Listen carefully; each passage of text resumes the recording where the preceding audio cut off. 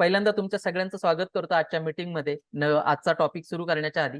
कारण आज सण असून आणि त्याचबरोबर तुम्ही वेगवेगळ्या ठिकाणी कामात व्यस्त असून मीटिंग जॉईन केली आहे. तुम्ही काही जण प्रवासात आहेत तरी मीटिंग जॉईन केली. तर रिअली तुमच्या सगळ्यांचं मी कौतुक करतो, कारण तुम्ही शिकण्यासाठी आणि नवीन नवीन नवीन गोष्टी समजून घेऊन तुमचा आणि तुमच्या व्यवसायाचा, तुमच्या रिलेशनचा विकास करण्यासाठी तुम्ही जे काही प्रामाणिक हेतू दाखवला, तर त्याबद्दल तुमच्या सगळ्यांचं मनपूर्वक आभार, अभिनंदन.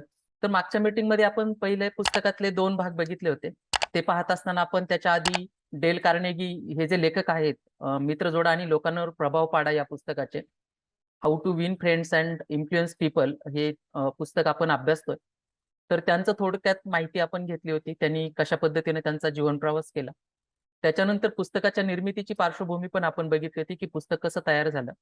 आणि त्यानंतर आपण आणखीन एक तिसरी गोष्ट बघितली होती, की या पुस्तकाला जर आपण अप्लाय केलं आपल्या लाईफमध्ये, तर त्याच्यामुळे काय काय मिरॅकल्स किंवा कोणकोणत्या गोष्टी आपल्या आयुष्यामध्ये चांगल्या घडू शकतात, तर तेही आपण बघितलं होतं.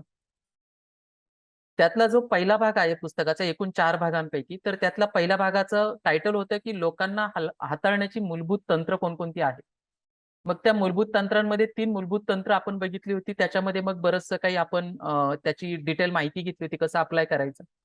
त्यातलं पहिलं तंत्र जे होतं, तर ते टीका किंवा निंदा करू नका किंवा तक्रार करू नका, असं आपण पाहिलं होतं. आपण बऱ्याचदा लोकांवरती टीका करतो. आपल्याकडे जी लोकं कामाला आहेत त्यांच्यावरती, त्यांनी जर कधी चांगलं काम नाही केलं, तर त्यावर टीका करतो. किंवा जर कोणी आपल्या मनासारखं वागलं नाही किंवा ज्या गोष्टी आपल्या विरुद्ध होतात, अशा गोष्टींच्या बद्दल आपण बऱ्याचदा निंदा पण करून जातो. तर त्याच्यामुळे रिलेशन तर बेटर होत नाहीत. उलट असलेले रिलेशन बिघडतात आणि त्याच्यामुळे कुणावरही टीका न करता, निंदा न करता किंवा कुणावर तक्रार न करता, आपण त्या व्यक्तीशी कशा पद्धतीनं वर्तन करू शकतो, जेणेकरून त्या व्यक्तीबरोबर चांगलं कनेक्शन आपल्याला लाईफटाईम निर्माण करता येईल. तर त्याचे आपण पाठीमागच्या वेळी काही टेक्निक्स पाहिले होते. त्याच्यानंतर सेकंड बघितलं होतं आपण, की लोकांची प्रशंसा करायची आहे, स्तुती करायची आहे, कौतुक करायचंय. पण ते प्रामाणिक असलं पाहिजे. म्हणजे उगीचच आपण हरभऱ्याच्या झाडावरती कुणाला चढवण्यासाठी म्हणून खोटी स्तुती करायची नाही, तर प्रामाणिक स्तुती करायची आणि त्यातून लोकांना एन्करेज करून लोकं कशी अधिक चांगल्या पद्धतीनं काम करतील किंवा अधिक चांगल्या पद्धतीने आपल्याशी रिलेशन बिल्ड करायला प्रायोरिटी देतील, प्राधान्य देतील, तर ते आपण बघितलं होतं. त्याच्याही टेक्निक्स आपण मागच्या वेळी शेअर केल्या होत्या. आणि थर्ड शेवटचा जो या भागातला टॉपिक होता, तर तो होता, की इतर व्यक्तींमध्ये उत्सुकतेची इच्छा जागृत करा. म्हणजे लोकांना तुम्हाला जे काही करायचंय किंवा तुम्हाला त्यांना त्यांच्याकडून जे काही काम करून घ्यायचंय, तर त्याच्यामध्ये त्यांना इंटरेस्टेड बनवा. आणि त्यांना त्या कामात इंटरेस्टेड बनवण्यासाठी आधी आपल्याला त्यांच्यामध्ये इंटरेस्ट घ्यावा लागतो, हेही आपण पाहिलं होतं. त्यानंतर दुसरा भाग आपण बघितला होता, की लोकांना आपल्यासारखं म्हणजे आपल्या विचारांसारखं जर बनवायचं असेल आणि आपल्याला लोकांकडून काही काम करून घ्यायचं असेल, तर त्याच्यासाठी आपल्याला काही मार्ग, काही म्हणण्यापेक्षा 6 मार्ग डेल कार्नेगी यांनी पुस्तकामध्ये सांगितलेले आहेत. त्यातला पहिला मार्ग जो होता, तर तो इतरांच्या सुखदुःखामध्ये समरस व्हा. लोकांना तुमच्या हसण्याने प्रभावित करा. तुम्ही ज्यावेळी स्माईल कराल, तर त्या स्माईलने लोकं प्रभावित होतात. आणि स्माईल करण्याचे 2 प्रकार असतात तेही सांगितलं होतं मी, की आपण एखाद्याची चेष्टा किंवा एखाद्याला कुत्सित पणे हसण्यासाठी पण स्माईलचा उपयोग करू शकतो आणि एखाद्याला सहज कनेक्ट करण्यासाठी आणि प्रभावित करण्यासाठी सुद्धा आपण स्माईलचा उपयोग करू शकतो.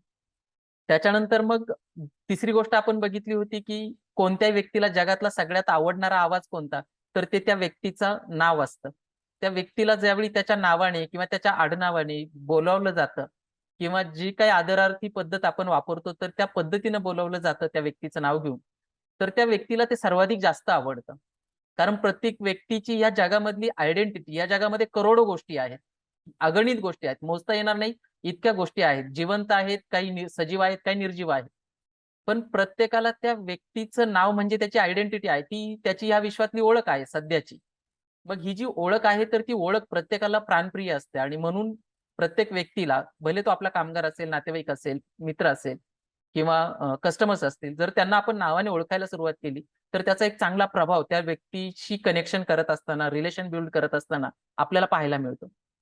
नंतरची गोष्ट आपण बघितली होती, की चांगला श्रोता व्हा, आपली लिसनिंग पॉवर वाढवा. आणि त्याच्यानंतर आपण बघितलं होतं, की आपल्या आवडी-निवडींविषयी बोलण्याऐवजी, आपले जे काही छंद आहेत त्याच्याविषयी बोलण्याऐवजी, आपण लोकांच्या आवडीनुसार जर बोलायला सुरुवात केली आणि लोकांना तिथे बोलण्याचं जर प्राधान्य दिलं, तर अधिक चांगले रिलेशन बिल्ट अप होतात.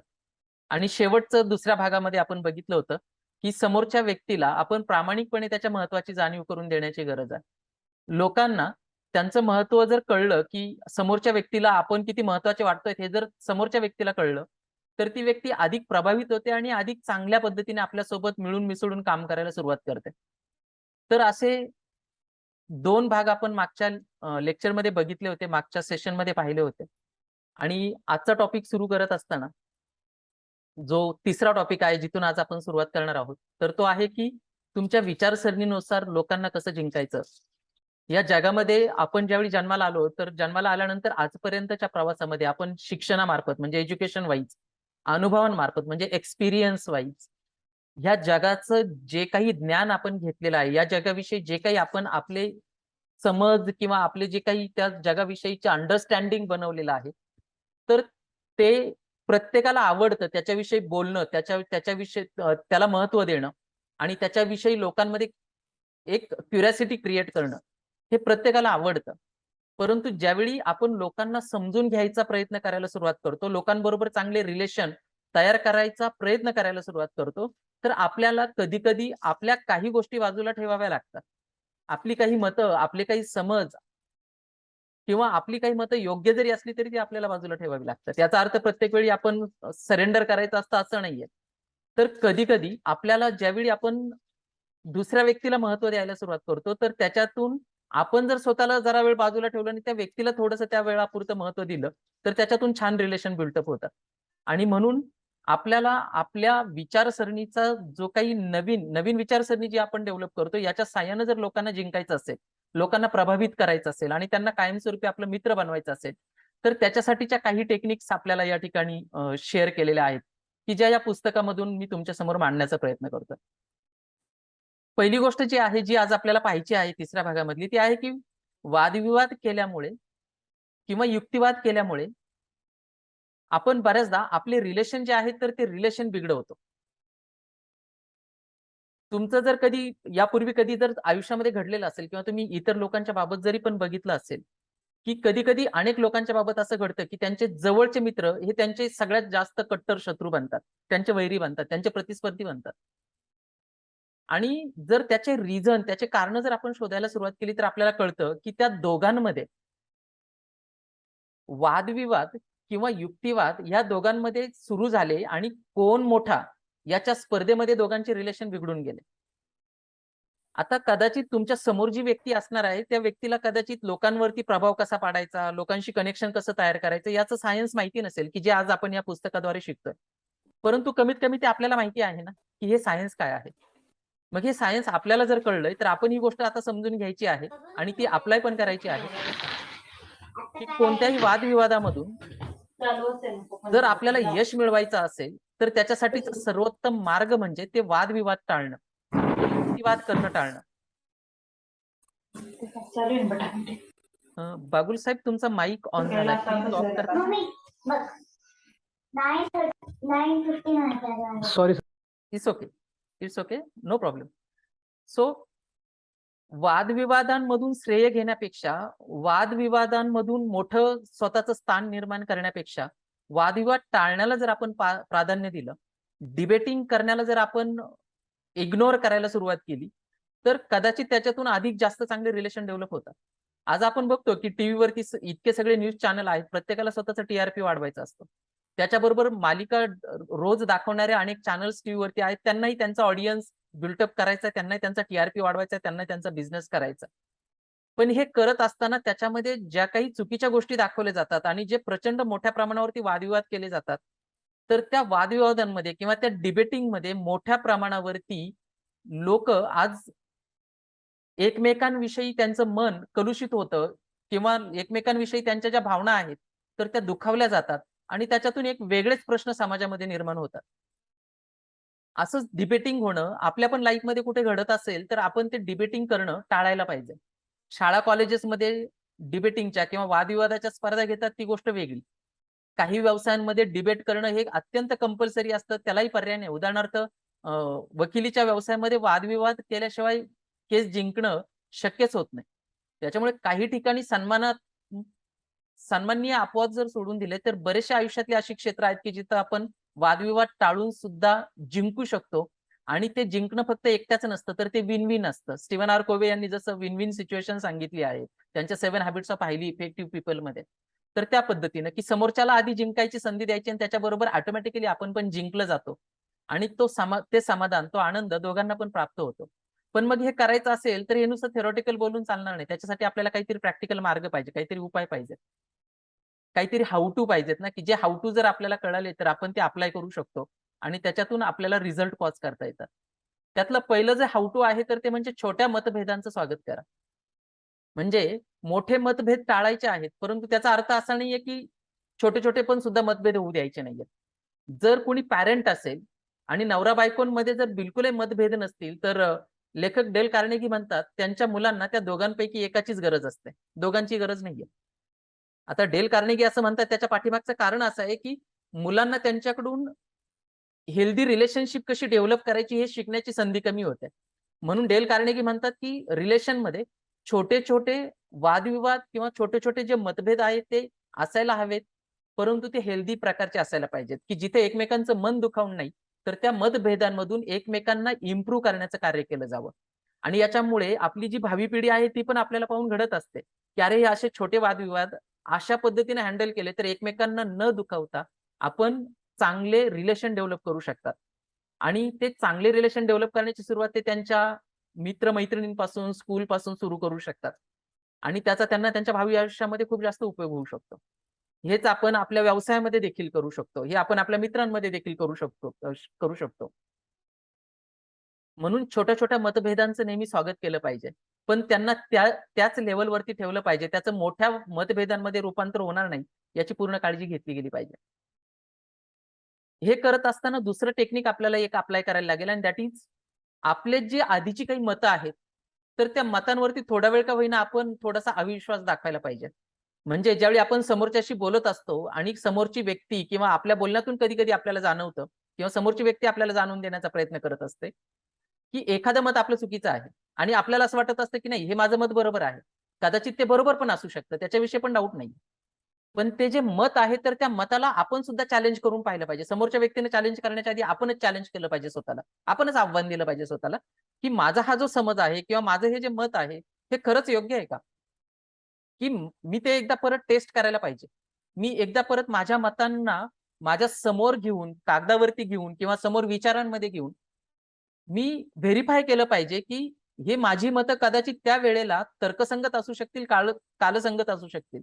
पण आजच्या काळामध्ये आणि आत्ताच्या परिस्थितीमध्ये माझं मत योग्य आहे का? जर आपण तो प्रश्न स्वतःला विचारला, तर आपल्याला आपल्या मतांबद्दलची क्लॅरिटी निर्माण होईल आणि आपलं बोलणं आणि आपलं दुसऱ्यांबरोबरचं कम्युनिकेशन करणं अधिक जास्त प्रभावी होऊ शकतं. तिसरी गोष्ट जी आहे, तर ती म्हणजे रागावरती नियंत्रण मिळवणं. राग प्रत्येकालाच येतो असं नाही. परंतु येतच नाही असंही पण नाही. काही जणांना तो कमी प्रमाणात येत असेल, काही जणांना तो जरा जास्त प्रमाणात येत असेल. तो ज्या ज्या काही प्रमाणामध्ये येत असेल, तर ते प्रमाण महत्वाचं नाहीये. तर तो राग येतोय हे जास्त महत्वाचं आहे. तर तो राग जर आपण नियंत्रित करायला शिकलो, तर त्याच्यामुळे एक दुसरी गोष्ट घडते, की जे याचं पुढचं टेक्निक आहे. ते म्हणजे, की आपण आपल्या रागावर नियंत्रण मिळवल्यामुळे किंवा आपण आपला राग येण्यापासून स्वतःला रोखल्यामुळे पहिला जो महत्वाचा फायदा होतो, तर आपण प्रेझेंटमध्ये जगायला शिकतो.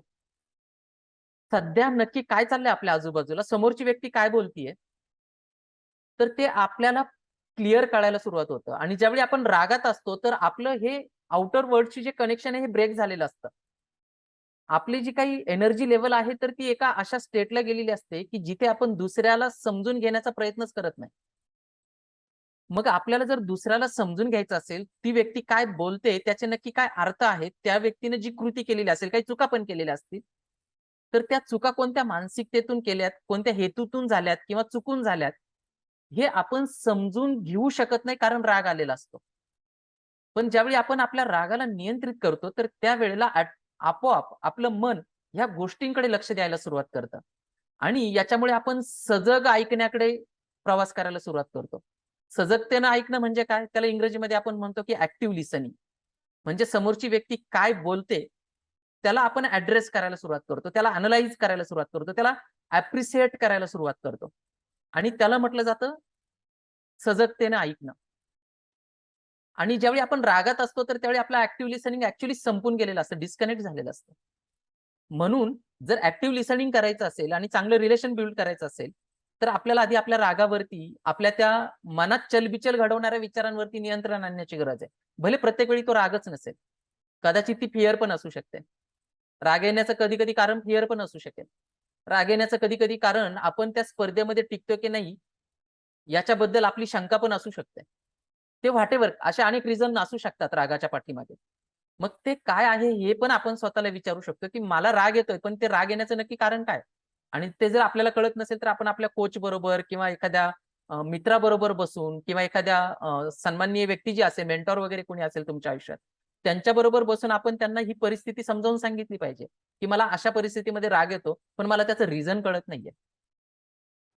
तर त्याच्यामुळे आपल्याला आपला राग नियंत्रित करायला सोपं जाईल आणि आपल्यालाच आपल्या आयुष्याची क्लॅरिटी वाढायला सुरुवात होईल. मला वाटतंय की हे सगळं तुम्हाला समजतंय, हे तुम्हाला पटतंय. बरोबर का? ओके.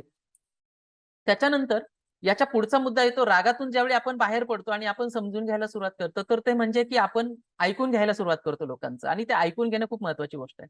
त्याच्याविषयीच मी बोलत होतो की ऍक्टिव्ह लिसनिंग खूप महत्त्वाचं असतं. कारण व्यवस्थित ऐकल्यामुळे आपल्याला परिस्थितीची संपूर्ण जाणीव होते. समोरच्या व्यक्तीच्या मनस्थितीची पूर्ण जाणीव होते आणि समोरच्या व्यक्तीला आता आपल्याला काय मेसेज द्यायचा आहे आणि तो कोणत्या पद्धतीने द्यायचा आहे, याचं प्रॉपर डिसिजन आपल्याला घेता येतं. आणि त्याच्यामुळे मागच्या लेक्चरमध्ये पण म्हटलं होतं, की जास्तीत जास्त ऐकून घ्या आणि कमीत कमी बोला. 75% ऐकायचं आणि 25% बोलायचं असं आपण मागच्या लेक्चरला म्हटलं होतं. तर आपल्याला ते करता आलं पाहिजे आणि त्याच्यामुळे आपल्यालाच फायदा होतो हे हळू आपल्या लक्षात यायला सुरुवात होईल. ज्यावेळी वादविवाद चालू असतो, समोरची व्यक्ती हट्टाला पेटलेली असते, की तीच कशी बरोबर आहे आणि तुम्हाला आतून माहिती असतं, की तुम्ही बरोबर आहात. तर त्यावेळेला बऱ्याचदा काय होत असतं ना, की कधी-कधी आपण त्या व्यक्तीच्या नकारात्मक गोष्टींकडे किंवा ती व्यक्ती कशी चुकीची आहे आणि माझं मत कसं बरोबर आहे, याच्याकडे जास्त फोकस करायला सुरुवात करतो.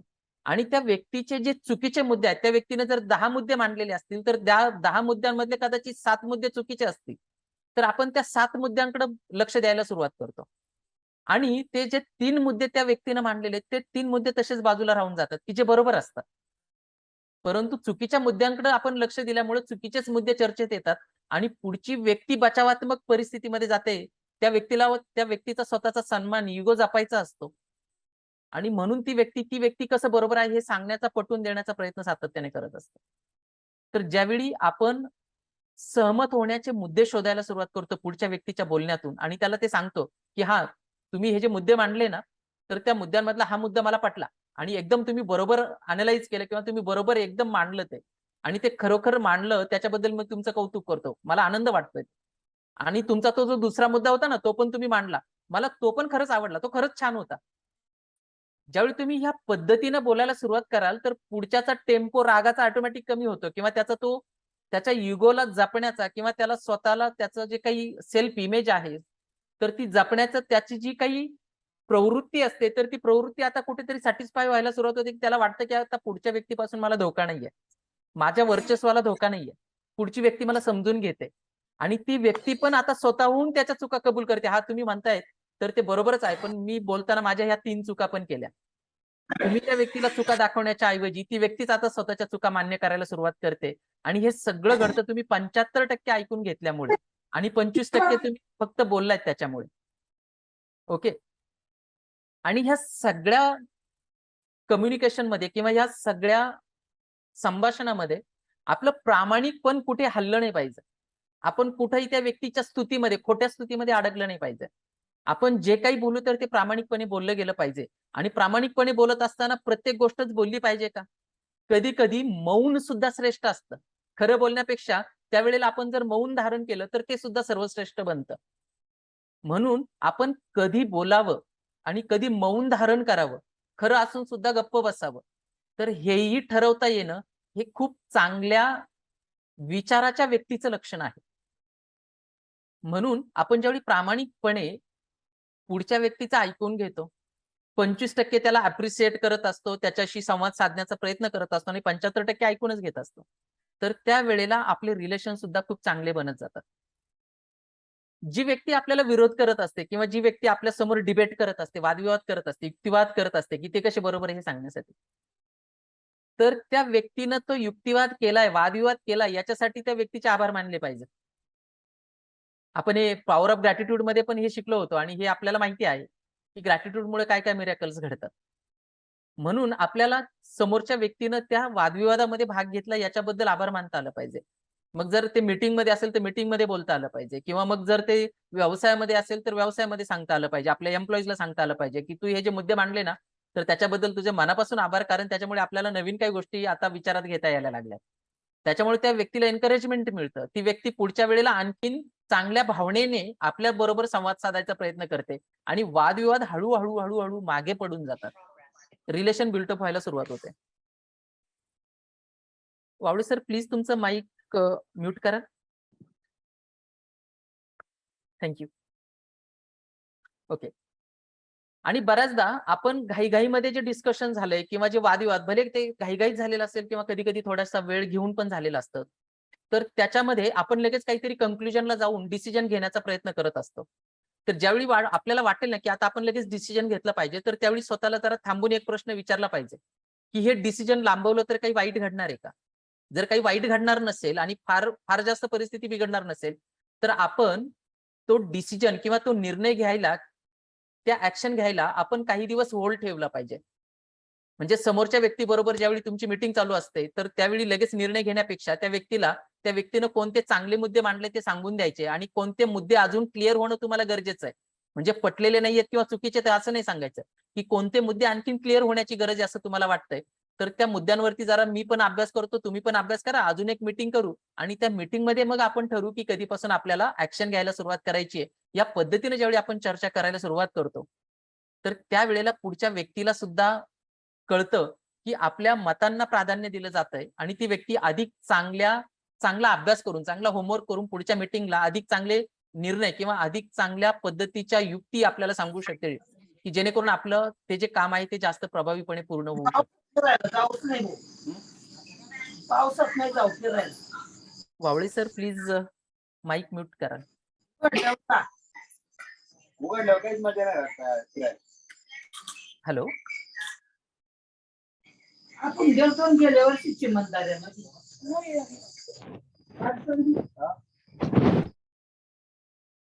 Okay, thank you Wawale sir. तर हे काही मुद्दे होते की वादविवादामध्ये आपण एखाद्या व्यक्तीबरोबर कशा पद्धतीनं वादविवाद जर टाळला तर आपले रिलेशन बिल्ड होऊ शकतील याच्या संदर्भातल्या. याच्यामधला दुसरा जो मुद्दा आहे, तर तो नेहमी दुसऱ्या व्यक्तीच्या मतांचा आदर करायला आपण शिकलं पाहिजे. बऱ्याचदा काय होतं की मी कसं बरोबर आहे किंवा माझे अनुभव, माझं ज्ञान हेच हेच कसं बरोबर आहे, याच्यातून आपण अजाणतेपणे, मी म्हणत नाही की जाणून बुजून आपण ते करतो, पण अजाणतेपणे आपण दुसऱ्या व्यक्तीबरोबर त्यानं जे मत मांडलंय, तर त्या मताच्या विरुद्ध मतं मांडायला सुरुवात करतो. घूम-फिर के चीजें वहीं पे आ जाती है. मतलब याच्यामध्ये जेवढ्या गोष्टी मांडलेल्या आहेत, त्या जर आपण स्टडी करत गेलो तर आपल्या लक्षात येतं की सगळ्यांचा मतितार्थ एकच येतो शेवटी. आणि तो म्हणजे लोकांशी चांगले रिलेशन बिल्ड करण्यासाठी जे जे करता येईल ते करा. मग याच्यामध्ये मीच कसा बरोबर आहे हे म्हणणं टाळायला पाहिजे. 3 वाक्य आपण पाठ करायला पाहिजे आणि ते 3 वाक्य कोणते आहेत? पुढच्या व्यक्तीने जर एखादं मत मांडलं असेल आणि त्याच्या समोर दुसरं एखादं मत आपण जर मांडलं असेल, कदाचित ते अपोजिट असू शकतं, विरोधात असू शकतं. तर त्यावेळी त्या विरोधातल्या वाक्याच्या आधी एक वाक्य जोडा किंवा नंतर एक वाक्य जोडा, की कदाचित माझं चुकत असेल, पण मला असं वाटतं. कदाचित पुढच्यानं जर तुमच्या समोर एखादी चूक केली असेल, तर त्याला लगेच तू किती चूक केली, तू कसा मूर्ख आहे, तू कसा वेडा आहे किंवा तू हे असं नेहमीच करत असतो, असं बोलण्यापेक्षा आपण म्हणू शकतो, की "हां बाळा, होतं बऱ्याचदा असं." परंतु त्याच्याऐवजी जर हे असं बऱ्याचदा होत असतं, असं केल्यानं आपण ही गोष्ट टाळू शकतो. आणि त्याच्यानंतर तिसरी गोष्ट किंवा तिसरं वाक्य आपण ऍड करू शकतो बऱ्याचदा आपल्या बोलण्यामध्ये, की ज्या काही चुका झाल्यात ना, तर ठीक आहे, झाल्यात त्या झाल्यात. आपण आता बघू की नक्की आपल्याला याच्यामध्ये काय करता येऊ शकतं आणि ह्या चुका कशामुळे घडल्यात आणि त्या कशा बदलवता येऊ शकतात. आपण दोघं मिळून याच्यावरती काम करू.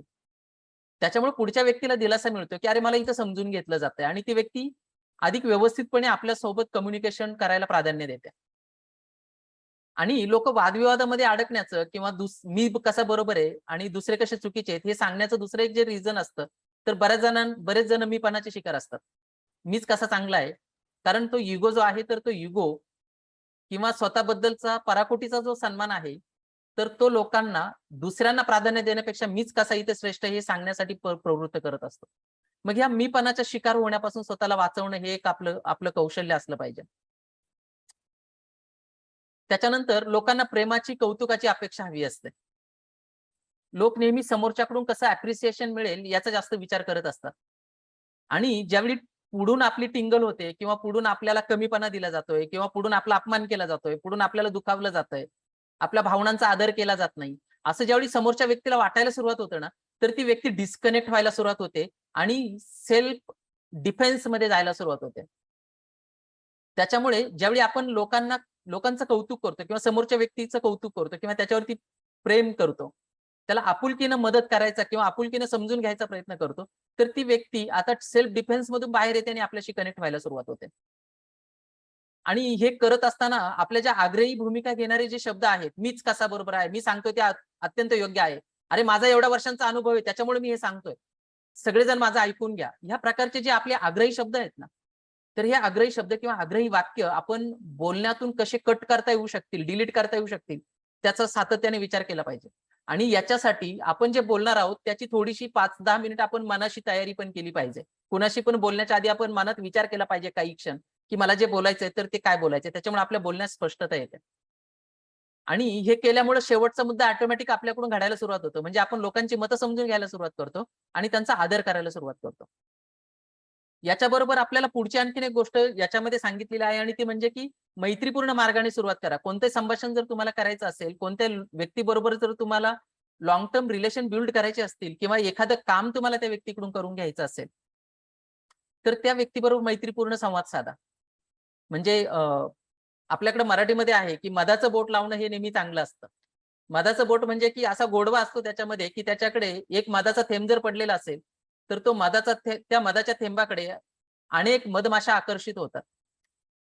परंतु त्या मधाच्या एका थेंबाशेजारी एक बादलीभर दूध असेल आणि त्या दुधामध्ये काहीतरी कडू औषध मिसळलेलं असेल, तर त्याच्याकडे साधी माशी सुद्धा जात नाही.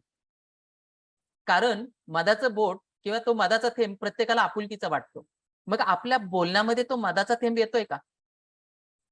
तर तो मधाचा एक थेंब आपण सोबत नेहमी ठेवला पाहिजे. मधाची एक छोटीशी बॉटल आपण नेहमी म्हणजे प्रत्यक्ष बॉटल नाही, आपल्या बोलण्यातली, आपल्या विचारांमधली. तर ती नेहमी सोबत ठेवली पाहिजे, जेणेकरून सगळी लोकं आपल्याकडे आकर्षित होतील. त्याच्यामुळे आपण जेवढं सभ्यपणे, जेवढं मैत्रीपूर्ण वातावरणामध्ये समोरच्याला एखादी गोष्ट समजावून सांगू किंवा समोरच्याशी कनेक्ट करण्याचा प्रयत्न करू, तेवढं राग, संताप, टेन्शन, ताणतणाव हे बाजूला निघून जातील. आणि आपल्याला जाणीव होते, की सभ्य आणि मैत्रीपूर्ण रिलेशन हे जोर जबरदस्तीच्या रिलेशनपेक्षा जास्त काळ टिकतात आणि जास्त चांगले राहतात. यानंतरचा जो मुद्दा येतोय, तर तो व्यावसायिक आणि नोकरी करणाऱ्या लोकांसाठी अत्यंत महत्त्वाचा मुद्दा आहे आणि कुटुंबामध्ये सुद्धा तितकाच महत्त्वाचा मुद्दा आहे. आपल्याला वाटतं, की लोकांनी आपल्या हो मध्ये हो मिळवावं किंवा लोकांनी आपण जे म्हणतोय ते ऐकायला पाहिजे. सेल्समनला बऱ्याचदा या गोष्टीमध्ये स्ट्रगल करावं लागतं. इंटरव्ह्यूला गेल्यानंतर सुद्धा बऱ्याचदा आपल्याला या गोष्टीबद्दल स्ट्रगल करावं लागतं. जे लोकं इंटरव्ह्यूला जातात त्यांना. सेल्समध्ये जे लोक आहेत त्यांना पण या गोष्टीचा बऱ्याचदा अनुभव येतो, की आपण ज्यावेळी एखाद्या गोष्टीचं महत्त्व पटवून सांगायला लागतो, तर पुढची व्यक्ती ते तितकं समजून घेत नाही, ऐकून घेत नाही. ती व्यक्ती स्वतःची वेगवेगळी मतं मांडायला सुरुवात करते. मग एखाद्याला हो कसं म्हणायला लावायचं? तर त्याच्यासाठी 3 टेक्निक त्यांनी सांगितलेलं आहे. डेल कार्नेगींनी सांगितलेलं आहे. त्यातलं पहिलं टेक्निक जे आहे, की ज्या गोष्टीबद्दल तुम्हाला समोरच्याशी बोलायचं आहे, तर पहिल्यांदा त्या गोष्टीशी तुम्ही समोरच्याच्या मताशी सहमत आहात हे त्याला सुरुवातीला जाणीव करून द्या. त्याच्यामुळं त्या व्यक्तीला तुमच्याशी कम्युनिकेशन करणं सहज बनतं. आणि दुसरी गोष्ट आहे, की आपण बऱ्याचदा लोकांची मतं बदलायचा प्रयत्न करतो. हे बघा हे असं नाहीये, ते तुम्हाला माहिती नाही, पण मी त्या व्यवसायातला आहे किंवा मी या नोकरीमध्ये इतक्या वर्षापासून काम करतोय. माझं मत तुम्ही ऐकून घेतलं तर तुम्हाला फायदा होईल. असं ज्यावेळी आपण म्हणायला सुरुवात करतो, तर आपण ॲक्चुअली त्या व्यक्तीचं मत बदलवायचा प्रयत्न करायला सुरुवात करत असतो. आणि आपल्याला सगळ्यांना माहिती आहे, की एखाद्या व्यक्तीचं मत हे अनेक दिवसांच्या अनुभवातून किंवा अनेक महिन्यांच्या, वर्षांच्या अनुभवातून बनलेलं असतं. आणि सहजासहजी कोणती व्यक्ती त्याचं मत सोडायला तयार होत नाही. त्याच्यामुळे आपण लोकांचं मत बदलायचा प्रयत्न नाही केला पाहिजे, तर त्याच्या ऐवजी लोकांचा दृष्टिकोन बदलवण्याचा प्रयत्न केला पाहिजे. लोकांना त्या मुद्द्याचा एक वेगळा अँगल त्यांच्या बाजूने समजून देण्याचा प्रयत्न केला तर लोक सहजपणे कनेक्ट होऊन जातात. आणि हे करायचं कसं? तर त्याच्यासाठी लोकांना अशा प्रकारचे प्रश्न विचारा. आणि हे प्रश्न विचारणे हे सगळ्यात मोठं स्किल आहे. एक पुस्तक आहे याच्यावरती. Questions are the answers. प्रश्नातच उत्तर असतं किंवा प्रश्नच हेच उत्तर असतात. योग्य प्रश्न कसे विचारायचे हे स्किल आहे. कधीतरी आपण त्याच्यावरती पण एक सेशन घेऊया. तर मग आपण अशा प्रकारचे लोकांना किंवा ग्राहकांना प्रश्न विचारायचे किंवा कुटुंबामध्ये असे प्रश्न विचारायचे, की ज्यांचे मोस्ट ऑफ द टाईम उत्तर होच असते. आणि ज्यावेळी समोरची व्यक्ती त्या प्रश्नाचं उत्तर होकारार्थी देते, ती ऍक्च्युली आपल्याशी ऍग्री करून जाते ऑटोमॅटिकली. आणि त्या ऍग्री होण्यामुळं आपलं काम सोपं होऊन जातं. तर ह्या 3 टेक्निक प्रत्येकाला हेल्पफुल ठरतील. आणि मागच्या सेशनमध्ये आलेला आणि मगाशी सांगितलेला मुद्दा परत एकदा या ठिकाणी थोड्याशा वेगळ्या अँगलने रिपीट होतं, की समोरच्या व्यक्तीला भरपूर बोलू द्या. 75% वेळ तुमच्या टोटल कम्युनिकेशन मधला 75% वेळ त्या समोरच्या व्यक्तीला बोलायला द्या. कारण लोकांना आपली मतं मांडायला आवडतात. लोकांना आपले विचार मांडायला आवडतात. लोकांना आपल्या कल्पना मांडायला आवडतात, शेअर करायला आवडतात.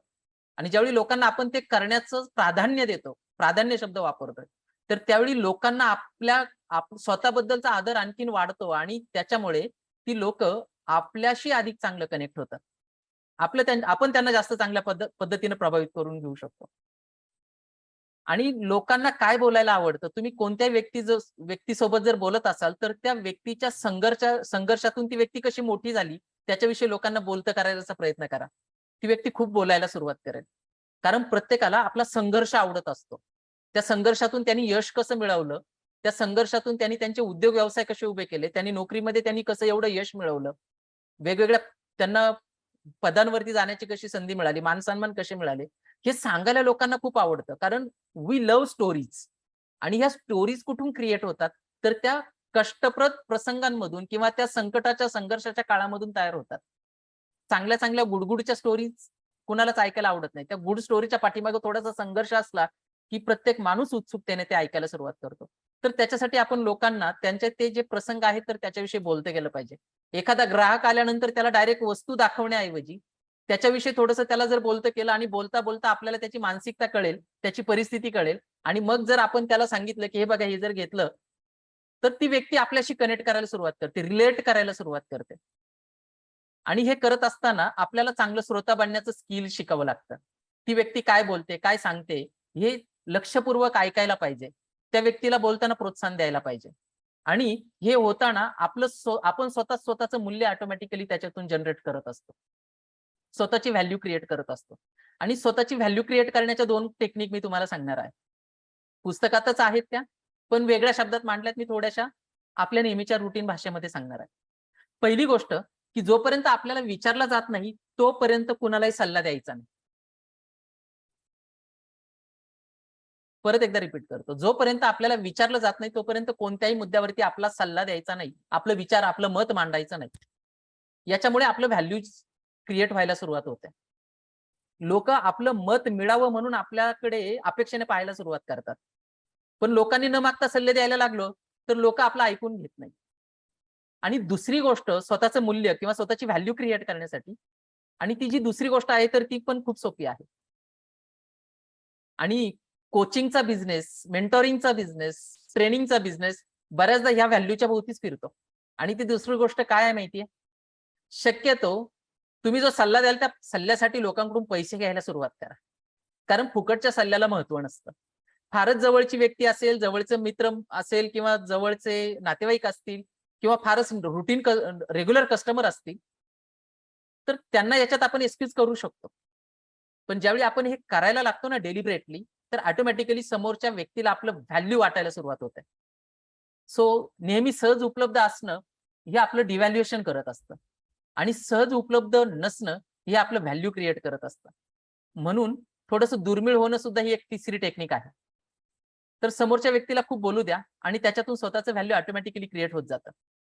की ज्यावेळी आपण एखाद्या व्यक्तीबरोबर कम्युनिकेशन करत असतो, तर त्यावेळी आपली एखादी कल्पना जर असेल किंवा आपल्याला जर एखादी गोष्ट करायची जर असेल, तर समोरच्या व्यक्तीच्या मनामध्ये अशा पद्धतीनं प्रश्न विचारून एक अशी भावना निर्माण करा, की ही कल्पना माझी आहे. व्यक्तींना ती जी कल्पना आहे ती स्वतःची आहे असं वाटलं पाहिजे. आता याच्यामध्ये पहिली गोष्ट असते की श्रेयवाद. म्हणजे प्रत्येकाला आपल्याला आपण जे काही मत मांडलंय किंवा आपण जी कल्पना मांडली तर त्याचं श्रेय घ्यायला आवडतं. हे मी केलं.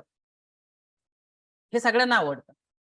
पण ज्यावेळी आत्ताचा जो मुद्दा आहे तर त्या मुद्द्याला आपण टच करतोय. तो मुद्दा जर अप्लाय करायचा प्रयत्न केला, तर आपल्याला पहिल्यांदा इथे स्वतःला सांगावं लागेल, की मला श्रेय नाही, मला रिझल्ट पाहिजे. आपल्याला आयुष्यामध्ये रिझल्ट पाहिजे असतात. आणि ज्यावेळी ते रिझल्ट मिळत जातात त्याचं श्रेय ऑटोमॅटिक मिळतं. परंतु जर आपण श्रेय ओढून ताणून घ्यायचा प्रयत्न करायला जर सुरुवात केली, तर श्रेय पण मिळत नाही आणि रिझल्ट पण मिळत नाही अशी परिस्थिती होऊन जाते. आणि लाओ त्सू हे जे चायनीज विचारवंत होते, 2 ते 2,500 वर्षांपूर्वी त्यांनी त्यांच्या सॉरी 2 ते 2,500 वर्ष नाही, परंतु काही शेकडो वर्षांपूर्वी त्यांनी ज्यावेळी त्यांची मतप्रणाली मांडली, तर त्या मतप्रणालीमध्ये त्यांनी एक वाक्य वापरलं होतं, ते मी या ठिकाणी तुम्हाला डायरेक्ट जसंच्या तसं दिलंय. लाओ त्सू असं म्हणतात, की नदी आणि समुद्र याच्यापेक्षा डोंगर नेहमी उंच असतात आणि डोंगरापेक्षा नदी आणि समुद्र नेहमी खाली असतात. परंतु सगळ्यात जास्त पाणी जे आहे, तर ते डोंगर आणि सॉरी सगळ्यात जास्त पाणी जे आहे, तर ते नदी आणि समुद्रामध्ये असतं. डोंगरावरती पाणी तात्पुरतं असतं. हे एक रूपक आहे आणि या रूपकामधून काय समजून घ्यायचंय आपण, की आपण कधी-कधी विनम्र वागलो किंवा आपण दुसऱ्याला जर श्रेय दिलं, दुसऱ्याला जर मोठं म्हटलं, तर त्यानं फार बिघडत नाही. उलट त्याच्यामुळे आपल्याकडं जास्त वाढ व्हायला सुरुवात होते. डोंगर जरी मोठे असले, पर्वत जरी मोठे असले, तर पाणी ते कायम वर्षभर नाही ठेवून घेत. त्यांना ते पाणी खाली सोडावं लागतंच आणि ते पाणी जाऊन मिळतं नदीला आणि नदीकडून जाऊन मिळतं समुद्राला. म्हणून समुद्र सगळ्यात खाली आहे, याच्यामुळे समुद्र लहान नाही होत. उलट समुद्राकडे पाण्याचा विशालता निर्माण होते. अगदी तुम्ही शिवाजी महाराजांच्या उदाहरणामध्ये जरी बघितलं किंवा मोठमोठ्या नेत्यांच्या जर बघितलं, तर त्यांच्यामध्ये श्रेय दुसऱ्याला ते नेहमी देत असतात. एखाद्या युद्धाचं श्रेय अगदी क्रिकेटच्या मॅचेसमध्ये पण बघा, मॅच संपल्यानंतर जो जिंकणाऱ्या संघाचा कर्णधार असतो, तो सांगत असतो, की credit goes to my team. Credit goes to my team. हे क्रेडिट माझ्या टीमचं आहे. आणि ज्या वेळेला पराजय स्वीकारलेला कर्णधार बोलायला येतो, तर तो म्हणतो, की याची जबाबदारी माझी आहे. म्हणजे ज्यावेळी आपण दुसऱ्यांना मोठेपण देतो, दुसऱ्यांना श्रेय देतो, तर त्यावेळी आपण ऑटोमॅटिकली मोठे होत असतो. आपल्याला त्याच्यासाठी आपणच मोठं झालं पाहिजे, असं म्हणण्याची आणि इंटेन्शनली प्रत्येक वेळी त्याच्याकडेच फोकस करण्याची गरज नसते. तर मला वाटतं, की हे जे डोंगर आणि नद्यांचं जे उदाहरण आहे, समुद्राचं जे उदाहरण आहे, तर ते जर समजलं, तर हा मुद्दा प्रत्येकाला फार पटकन समजेल आणि अप्लाय पण करता येऊ शकेल. त्याच्यामुळे आपण आपल्या व्यवसायामध्ये, आपल्या नोकरीमध्ये सोबत काम करणाऱ्या लोकांना किंवा आपल्या कुटुंबामध्ये आपल्या कुटुंबातल्या लोकांना जर त्याचं श्रेय द्यायला सुरुवात केली, तर ती लोकं ऑटोमॅटिकली आपल्याला मोठं करून टाकतात. म्हणून लोकांना असं वाटू द्या, की ह्या कल्पना त्यांच्या आहेत आणि कल्पना त्यांची म्हणजे श्रेय त्यांचं हे ऑटोमॅटिक त्यांना वाटायला सुरुवात होते आणि त्याच्यामुळे त्यांचा इगो सॅटिस्फाईड व्हायला सुरुवात होते. पण त्यांना आतून हे पण माहिती असतं, की ही कल्पना जरी माझी असली असं मला वाटत असलं, तरी ह्या पुढच्या व्यक्तीमुळेच हे सगळं सहज शक्य होतंय आणि पुढच्या व्यक्तीनं सहज स्वीकारलेलं आहे. त्याच्यामुळे आपलं त्या ठिकाणी वजन वाढायला सुरुवात होते. वजन फिजिकल नाही, तर त्या मेंटल पातळीवरचं. ज्यावेळी आपण आपली जी काही आपल्याला ज्यावेळी लोकांशी कम्युनिकेशन करायचंय, तर त्यावेळी ज्यावेळी आपण लोकांना समजून घ्यायचा प्रयत्न करतो, तर समजून घेण्यासाठीची एक महत्त्वाची गोष्ट आहे आणि ती म्हणजे लोकांना त्यांच्या दृष्टिकोनातून बघा. म्हणजे समोरच्या व्यक्तीने एखादी चूक केलेली असेल, तर ती चूक का घडली? त्या चुकीबद्दल त्या व्यक्तीला दोष न देता, त्याच्याबद्दल तक्रार न करता, त्याच्यासमोर किंवा त्याच्या अपरोक्ष आपण जर त्या व्यक्तीनं कोणत्या माइंडसेटमधून किंवा कोणत्या भावनेमधून, इमोशनमधून ते काम केलेलं असेल किंवा ती चूक घडली, त्यावेळी ती व्यक्ती नक्की कोणत्या विचारांमध्ये होती, की ज्याच्यामुळे त्या व्यक्तीकडून ती चूक घडली आहे. हे जर आपण समजून घेतलं आणि त्यानुसार त्या व्यक्तीला ट्रीट करायला, वागवायला जर सुरुवात केली, तर ऑटोमॅटिकली त्या व्यक्तीच्या भावना, त्या व्यक्तीचे जे काही विचार आहेत, तर ते विचार त्या व्यक्तीसाठी किती महत्त्वाचे आहेत हे आपल्याला पण कळतं आणि त्या व्यक्तीला पण त्याचा आनंद मिळायला सुरुवात होतो. आणि ती व्यक्ती त्याचं जे श्रेय आहे, तर ते श्रेय स्वतःहून आपल्याला द्यायला सुरुवात करते. म्हणून आपल्या स्वतःच्या नजरेतून लोकांकडे बघा, पण लोकांकडे आपल्या नजरेतून पाहताना दृष्टिकोन मात्र त्यांचा ठेवा, की ते कोणत्या दृष्टिकोनातून असं वागलेत, तर ते समजून घ्यायचा प्रयत्न करा. इतर लोकांनी ज्या काही कल्पना मांडलेल्या आहेत किंवा इतर लोकांच्या ज्या काही इच्छा आहेत, तर या इच्छा बालपणापासून स्वतःला मोठं समजण्याच्या संदर्भातल्या असतात. प्रत्येक व्यक्तीला सहानुभूती मिळावी अशी बालपणापासूनची सुप्त इच्छा असते. तुम्ही लहान मुलांचं जर निरीक्षण केलं तर तुमच्या लक्षात येईल, की त्यांना जर छोटंसं कुठेतरी खरचटलं, तर ते खरचटलेलं घरातल्या प्रत्येक सदस्याला दाखवतात, की मला इथे बाऊ झाला, मला इथे बाऊ झाला. कारण त्याच्यामधून त्यांना सहानुभूती मिळवायची असते. आणि ती सहानुभूती मिळवण्याची ती जी बालवयातली भावना जी आहे, तर ती मोठेपणापर्यंत तशीच राहते. फक्त ती सबकॉन्शियस माइंडला कुठेतरी पाठीमागे जाऊन दडून राहिलेली असते. आता आपल्याला असं प्रत्यक्षपणे तर असं वाटतं, की मला काही कुणाची सहानुभूतीची गरज नाहीये. पण आपल्या आतमध्ये दडलेलं ते जे लहान मुलं आहे, तर ते म्हणतंय, की मला सहानुभूती पाहिजे. सहानुभूती कशासाठी पाहिजे, की सगळ्यांनी माझ्याकडे अटेन्शन दिलं पाहिजे, सगळ्यांनी माझ्याकडे लक्ष दिलं पाहिजे. मग ही सहानुभूती आपल्यातलं ते बालमन कुठेतरी सातत्याने शोधत असतं. तसं ते समोरच्याच्या मनातलं पण शोधत असतं ना. जसं आपलं शोधत असतं तसं प्रत्येकाचं शोधत असतं, की मला सहानुभूती मिळाली पाहिजे. मग जर आपल्याला ही गोष्ट कळाली आहे, की सहानुभूती आपण जर दुसऱ्याला दिली तर त्याला त्याच्यामुळे आनंद मिळणार आहे. त्याला जिंकल्याची भावना त्याच्यामध्ये निर्माण होणार आहे. तर आपण ती का नको द्यायला? आपण जर दुसऱ्यांना त्यांच्या कल्पनांबद्दल, त्यांच्या कृतींबद्दल, त्यांच्या यशाबद्दल, त्यांच्या चुकांबद्दल त्यांना जर सहानुभूती देण्याचा प्रयत्न केला, तर त्याच्यातून त्यांना अजून प्रेरणा मिळते काम करण्याची. त्यांच्या चुका दुरुस्त करायला त्यांना अजून त्या ठिकाणी मोटिव्हेशन मिळतं आणि आपल्याला एक चांगली व्यक्ती आपल्याशी कायमस्वरूपी कनेक्ट करून घेता येते. ज्यावेळी एखाद्या व्यक्तीनं आपल्या संदर्भात एखादं काम करायला नकोय असं आपल्याला वाटतं, तर त्याला डायरेक्ट असं नाही म्हणायचं कधीच, की हे करू नको किंवा हे केलेलं मला आवडणार नाही किंवा हे केलं तर मला ते बरं वाटणार नाही.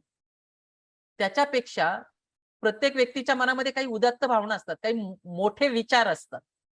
प्रत्येक व्यक्तीच्या मनामध्ये असतात. अगदी गुन्हेगार सुद्धा एखादा गुन्हा करताना त्याच्या मनात काहीतरी एखादा मोठेपणा असू शकतो. आपण रॉबिन हुडचं उदाहरण पाहू शकतो, की अनेक असे रॉबिन हुड वेगवेगळ्या देशांमध्ये होऊन गेलेत, की जे श्रीमंतांना लुटून गरिबांना देत होते. एक प्रकारे तो गुन्हाच होता. पण त्या गुन्ह्यामागे कोणतीतरी त्यांच्या मनात दडलेली नैतिक भावना होती, उदात्त भावना होती. प्रत्येक व्यक्तीच्या मनामध्ये काहीतरी उदात्त भावना असते. त्या उदात्त भावनेला आपण आवाहन करायला पाहिजे. कसं करू शकतो? उदाहरणार्थूनच जर सांगायचं झालं,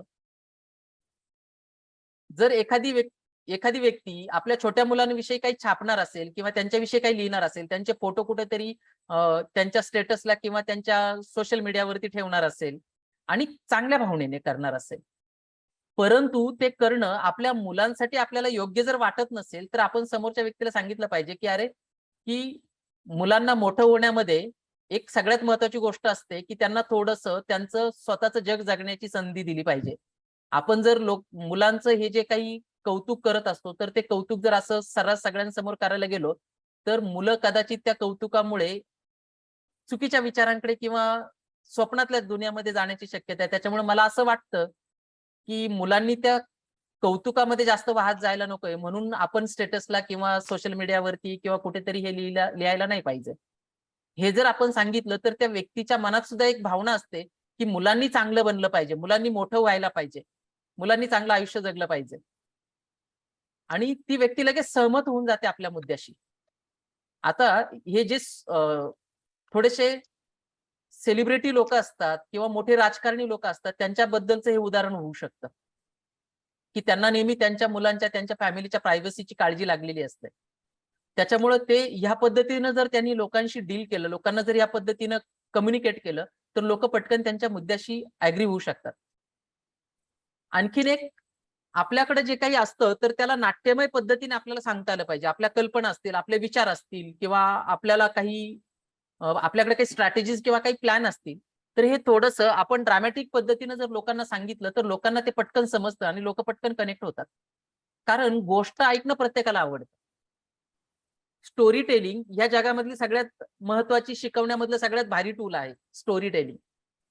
मग आपल्या एम्प्लॉयीला जर आपल्याला एखादं स्किल शिकवायचं असेल किंवा आपल्याला एखाद्या स्ट्रॅटेजीज संदर्भात आपल्या एम्प्लॉईजला काही कम्युनिकेट करायचं असेल, तर जर ते आपण असं एंटरटेनिंग वेने जर सांगितलं, तर ते पटकन कनेक्ट होतात आणि त्यांना तो मुद्दा पटकन कळतो आणि त्याचं ॲप्लिकेशन जास्त प्रभावी होऊ होऊ शकतं. तुम्ही याच्यासाठी वेगवेगळ्या मोठमोठ्या नेत्यांची जर चरित्र वाचलेली असेल, काही 1-2 किंवा जे काही तुम्ही वाचली असतील ती, तर त्याच्यामध्ये त्यांनी नाट्यमय पद्धतीनं कसं लोकांना प्रेरणा दिलेली आहे, लोकांकडून काही कामं करून घेण्यासाठी त्यांना प्रेरित कसं केलेलं आहे, तर ते आपल्याला अगदी शेकडो उदाहरणांमधून सांगून देता येईल किंवा दाखवून देता येऊ शकतं. सो मी उदाहरणं जास्त घेत नाही, कारण अजूनही बरेच मुद्दे आपल्याला घ्यायचे आहेत. सो सकारात्मक आव्हान करा. लोकांमध्ये सर्वोत्कृष्ट बनण्याची इच्छा प्रत्येकामध्ये असते, की मी सर्वोत्तम बनलं पाहिजे. फक्त आपल्याला त्यांच्या त्या इच्छेला आव्हान दिलं पाहिजे, की तुम्ही हे करू शकता. आता फक्त तुम्ही त्याच्यासाठी या पद्धतीने प्रयत्न करायला पाहिजे. तुम्ही तुम्ही हे करू शकता. तुमच्यामध्ये ती ॲबिलिटी आहे. हे लोकांना दाखवून दिलं, की लोकं स्वतःहून ह्या गोष्टी करायला सुरुवात करतात. आणि चौथ्या भागामध्ये आपल्याला छोट्या-छोट्या काही टेक्निक दिल्यात, की ज्या मागच्या तीनही भागांमधून थोड्या-थोड्या त्याच्यामध्ये आलेल्या आहेत. पहिलं की जे आपण बघितलं होतं, की लोकांना स्तुती आवडते, कौतुक आवडतं, म्हणून लोकांचं कौतुक करत चला आणि कौतुक का करायचं त्याचं रिझन इथं दिलेलं आहे या भागामध्ये. आणि त्याचं रिझन असं खूप छान पद्धतीने समजून सांगितलेलं डेल कार्नेगी यांनी, की जर आपण एखाद्या सर्जनकडे गेलो, तर सर्जन डायरेक्ट ऑपरेशन नाही करत. कारण जर डायरेक्ट त्याने ऑपरेशन करायला सुरुवात केलं, तर पेशंट मोठमोठ्याने ओरडेल, घाबरेल, पळून जाईल. त्याच्याऐवजी पेशंटला सर्जन काय करतो, भूल देतो, वेदनाशामक गोळी देतो आणि त्याच्यानंतर मग त्या धारदार अस्त्रांनी किंवा त्याच्याकडे जे टूल्स आहेत, तर त्याने ते ऑपरेशन करायला सुरुवात करतो आणि त्या व्यक्तीला त्याचं काहीच वाटत नाही. जर आपल्याला एखाद्या व्यक्तीला टीका करायची असेल किंवा एखाद्या व्यक्तीला त्याची चूक दाखवून द्यायची असेल, तर आपण जर आधी डायरेक्ट त्या व्यक्तीला चूक दाखवून दिली किंवा त्या व्यक्तीवरती टीका करायला सुरुवात केली किंवा त्याचं आपण निंदा करायला सुरुवात केली, तर ती व्यक्ती लगेच घाबरून जाईल. त्या व्यक्तीला लगेच स्वतःचं जे काही त्याचं स्वतःचं अस्तित्व आहे ते जपण्यासाठी तो लगेच सेल्फ डिफेन्सच्या मोडमध्ये जाईल. म्हणून त्या व्यक्तीचं आधी कौतुक करा, त्याची स्तुती करा आणि हे प्रामाणिकपणे करा. त्या व्यक्तीला कळेल, पटेल या पद्धतीने करा. आणि त्याच्यानंतर त्या व्यक्तीला जर आपण आता त्याची सुधारणा काय व्हायला पाहिजे ते जर थोडंसं सौम्य शब्दांमध्ये जर सांगितलं, तर त्या व्यक्तीला ते पटकन कळतं आणि ती व्यक्ती ॲग्री पण होते, की हां, माझी ही चूक झाली आणि मला ती सुधारायला पाहिजे आणि ती व्यक्ती त्याच्यावरती ॲक्टिव्हली काम पण करते. लोकांच्या चुका डायरेक्ट दाखवून देण्यापेक्षा त्यांना कौतुकातून त्या चुका आपल्याला दाखवून देता आल्या पाहिजे. त्यांचं कौतुक करत असताना आपल्याला काही शब्द जे आहेत, तर ते शब्द जे टोचणारे असतात, बोचणारे असतात किंवा कमीपणा असणारे असतात, अपमान करणारे असतात. असे शब्द टाळून सुद्धा आपण लोकांना त्यांच्या चुका दाखवून देऊ शकतो. कधी-कधी अप्रत्यक्षपणे सुद्धा आपण त्या दाखवून देऊ शकतो. तर आपल्याला त्या पद्धतींचा विचार करता आला पाहिजे. सगळी उदाहरणं घेता नाही येऊ शकत. माझा सगळ्यांना आग्रह असा असेल, की आता समजून घ्या, की याच्या पाठीमागे प्रिन्सिपल्स काय, तत्व काय आणि हे पुस्तक वेळ मिळेल तसं जरूर वाचा. आपल्याला खूप सगळ्या टेक्निक उदाहरणातून शिकायला भेटतील. ओके. आपल्याला जर एखाद्यावर टीका करणं अपरिहार्य आहे हे असं जर वाटत असेल, तर पहिल्यांदा स्वतःच्या चुका दाखवून द्या, की मी कसं या गोष्टीमध्ये पूर्वी चूक करत होतो आणि नंतर मी या गोष्टी केल्यामुळे कसं डेव्हलप होत गेलो. आणि मला वाटतं तुम्ही जर केलं ना, तर तुम्ही पण बदलून जाऊ शकता. म्हणजे तुम्ही पण अधिक चांगले रिझल्ट प्रोड्यूस करू शकता. तुम्ही पण अधिक चांगलं प्रभावीपणे राहू शकता. असं ज्यावेळी आपण लोकांना सांगायला सुरुवात करतो ना, तर लोकांना कनेक्ट फील होतो, की अरे समोरची व्यक्ती पण ह्या चुका करत होती बरं का, मीच करतोय असं नाही. आणि समोरची व्यक्ती सुधारली तर मी पण सुधारू शकतो. तर ही भावना ऑटोमॅटिक समोरच्या व्यक्तींमध्ये जाते. आपण लहान मुलांना सुद्धा हे सांगू शकतो, की तुमच्या वयात आम्ही ज्यावेळी होतो ना, तर त्यावेळी माझे पण मार्क्स या विषयामध्ये कमी व्हायचे किंवा अमुक विषयामध्ये कमी व्हायचे. मग मी या पद्धतीने अभ्यास केला आणि माझे मार्क्स चांगले यायला लागले. किंवा व्यवसायामध्ये सुरुवातीला माझ्याकडून पण ह्या चुका व्हायच्या. आता ज्यावेळी मी ह्या गोष्टी बदलल्या, तर त्यावेळी ह्या चुका कमी झाल्या. हे ज्यावेळी आपण एम्प्लॉयीला सांगायला सुरुवात करतो ना, तर एम्प्लॉयी कनेक्ट करायला सुरुवात करतात आपल्याशी. म्हणून जर दुसऱ्यावर टीका करायची असेल, तर त्याच्या आधी स्वतःच्या चुका लोकांसमोर दाखवा आणि त्या चुकांमधून लोकांना त्यांचा मार्ग त्यांना शोधू द्या. आपण दाखवायचा नाही, त्यांना शोधू द्यायचा आहे. त्यांनाच आपोआप कळतं, की अरे ही चूक मी केली होती बरं का, मला ती सुधारली पाहिजे. त्याच्यानंतर लोकांना थेट आदेश किंवा कमांड देण्यापेक्षा त्यांना प्रश्न विचारा. मी मगाशी पण म्हटलं, की क्वेश्चन विचारणं हे एक खूप भारी टूल आहे. ज्यावेळी आपण लोकांना प्रश्न विचारतो, तर त्या प्रश्नांमधूनच लोकांना त्यांची उत्तरं सापडायला सुरुवात होते आणि लोकं त्यांच्या चुकांमधून शिकायला सुरुवात होतात. त्याच्यामुळं आज्ञा देण्यापेक्षा, आदेश देण्यापेक्षा आपण लोकांना ती गोष्ट कराल का? असा जर प्रश्न विचारला, तर त्या लोकांना निर्णय घेण्याचं स्वातंत्र्य मिळतं आणि शक्यतो आणि मोस्ट ऑफ द टाईम बहुतांशी वेळा लोकं ते करण्यासाठी आपल्याला होकार देतात. त्याच्यामुळे लोकांना डायरेक्ट आदेश देण्यापेक्षा हे काम करायचं आहे असं दुसऱ्यांना सांगण्यापेक्षा, "हे काम तू करशील का? किंवा हे काम तुम्ही कराल का? किंवा हे काम तुम्ही केलं तर खूप छान करू शकता असा माझा विश्वास आहे."